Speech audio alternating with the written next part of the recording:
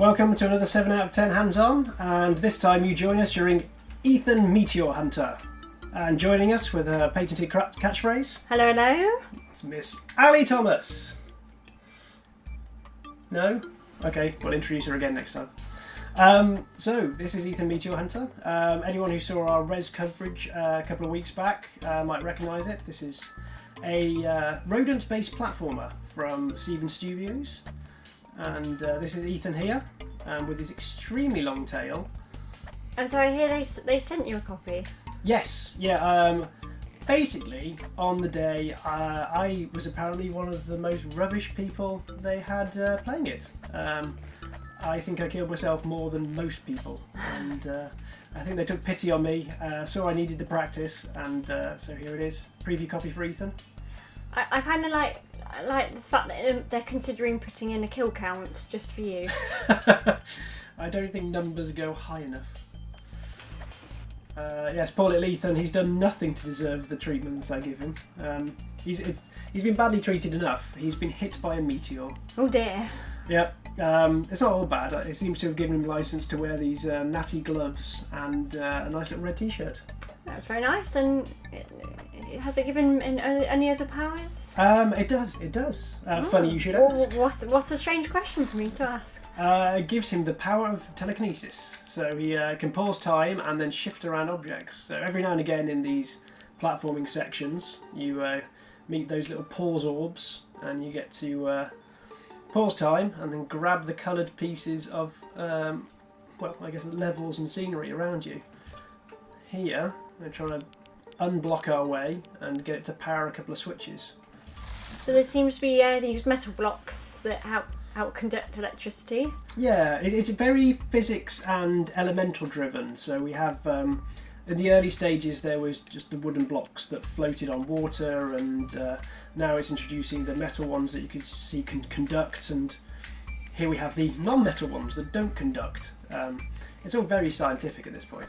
And of course he's learned all about this being a lab rat.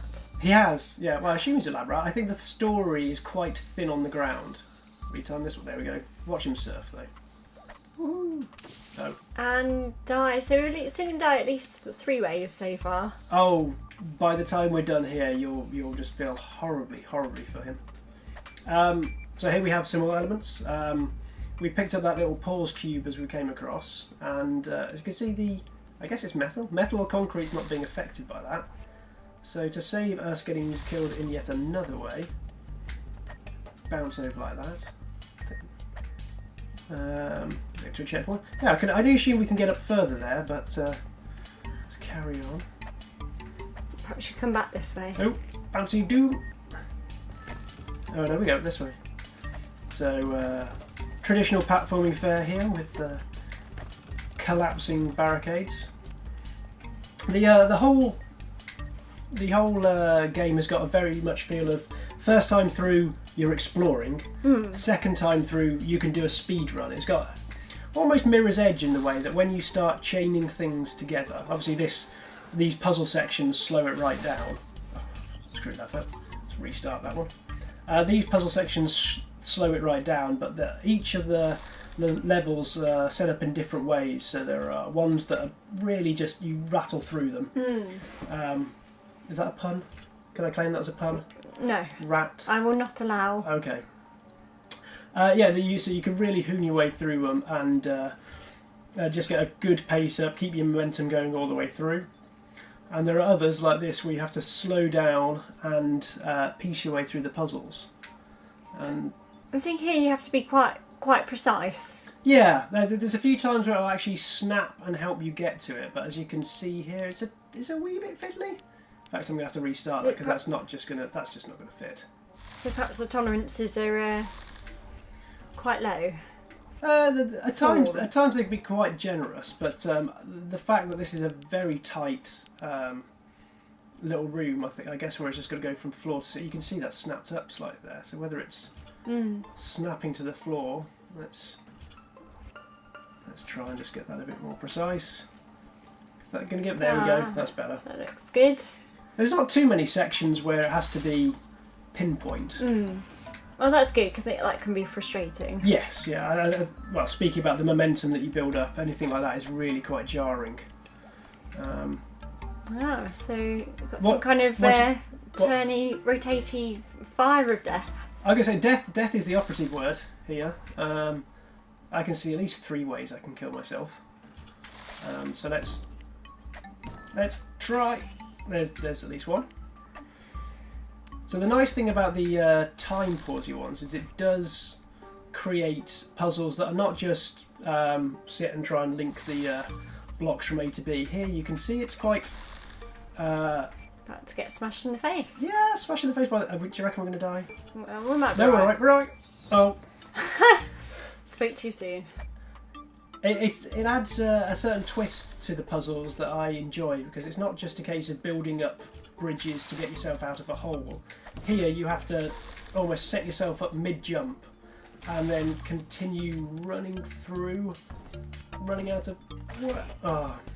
Running smack into the face of a churny rotated thing. It just adds little platformy puzzles that you don't tend to get in other places like Little Big Planet or Mario's. You have to heavily manipulate your world around you. Yes, you're not just waiting for the bridge to kind of slide across. You are putting that bridge in place. Yes. You are the master of your own downfall in some respect. Oh no! Directly. I mean, these pause save points seem to be very strategically.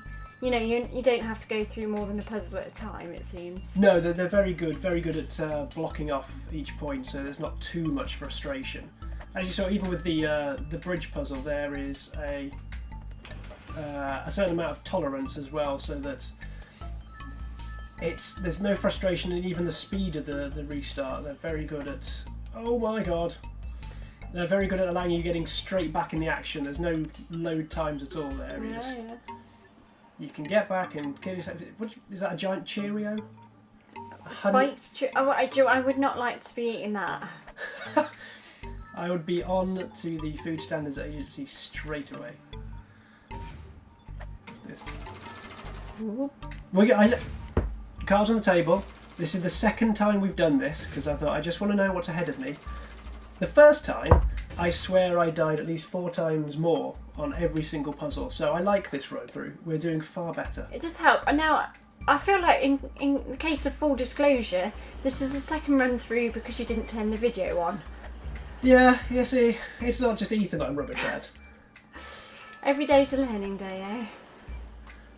And my learning day is don't rely on sheep for anything. Oh, here we've got some more. The physics comes out to play more because of who doesn't like burning things. I think this thing was a Bunsen burner top. Let's just check. Is it going? It's not going to let me do that. It's actually against me trying to kill myself. No suicide in Ethan Hawke. Ethan Hawke? I keep calling it. I don't know why. Is Ethan Hawke? Is he an actor? I think he might be. You know, answers in the postcard. Yeah, if dear listeners. If Ethan Meteor Hunter was to be made into a movie, we would want Ethan Hawke to play the role. Now I don't know, because it looks like we're in a greenhouse, so I'm either going to guess this is either flypaper or, following the rat theme, has someone put loads of Dairy Lee slices on the wall? I know what I'd rather have on my wall. Fake cheese. Fake cheese, you know, like a snack, you know, every time you go by. It would be a talking point, although in this weather I'm not quite sure if it's the right thing to have. What have we got here? We've got some chewing gum stuck on some fans. Right, so that's electric, that's fire. Now, as we just saw, the wood burns. So have we got to... Right, I think if we try... There's something similar for this before, so we're going to try and put wood on there. Then we can try and put... Is it going to fit? Is it going to fit there? Can we just cap that? Is that going to be enough? There, we've got 2 pauses.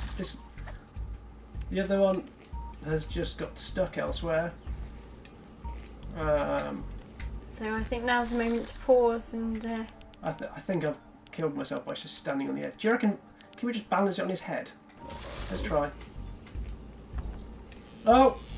Strangely, that didn't kill me. Well, yeah, who knew? So yeah, we somehow got to protect him through. I'm going to go with it. that. Is that stuck on the top? We thought we'd done the hard bit. I don't like this. I'm just an observer in this process. I'm Nick. Oh, Karen Brady. You're the one taking notes and going to dob me into Lord Sugar. I'm slowly shaking my head as we speak. Here we go. Here we go. This is it. This is it. Do you reckon? I'm not quite sure what we're going to do with that. Let's just leave that there for the time being. It's just burnt a pause for no reason. It's fine. What could possibly go horribly wrong? wrong? There we go. Smooth. This is where we're hoping for a save point. I think this is what I really like about physics-based platformers, because you can feel you can get through a puzzle, not necessarily in the way the designers intended, but you got through it, and possibly feel even more smug because you cheesed it. And molten. Oh! I feel we're missed. Do we have to try and paraglide down there? Go! Paraglide. Oh! There we go! Super speed. That's somehow. what I mean about the. Oh, there's a button at the top there. Always the mirror's edge approach, where it's a bit of. What do they call it? Parkour? I have no idea. Well, we somehow avoided that. Somehow no. They do throw the doomsday devices at you quite. Ah, that's thick why and you need fast. to turn that switch on. Right. I wonder who's been filling the sewers with these things, because it seems quite brutal. Nope. We could be here some time. One last time. Slide. I'm just wondering if momentum takes. There we go. Oh, and I reckon. What do you reckon? There was more meter up there. I can only assume so, because the whole level seems to be set up for get through and then go back and collect everything afterwards. So what's the? You know, obviously you're getting through to get to the next level, but have you got any sense of what we're aiming at? I believe our little rodenty chum here is only concerned with collecting meteor chunks. I'm not quite sure to what end. The guys at Seaven Studios were very... I think they were quite honest that story was secondary compared to gameplay, which I think is a noble endeavour. And probably... where the hell am I going? Just stay on the rock. And we're being bombarded. Yeah, they say story is completely secondary, as they wanted to try and create a fun game first. And you can only explain away a rat with psychic powers so many times. Oh my, a room of springs. Good grief. This looks like quite a fun place to end it. I'm just gonna... There we go. Because I just imagine the springs, it's like a pinball. Yep. A rat high score waiting to go. But yeah, I have to say I've been really... actually, it's even got more enjoyable now. I've been really enjoying what I've been playing so far. It keeps it varied. It keeps mixing things up very quickly. There's been, in the 10 levels or so available on the demo, I've already managed to play a Gradius style 2D side-scrolling shooter.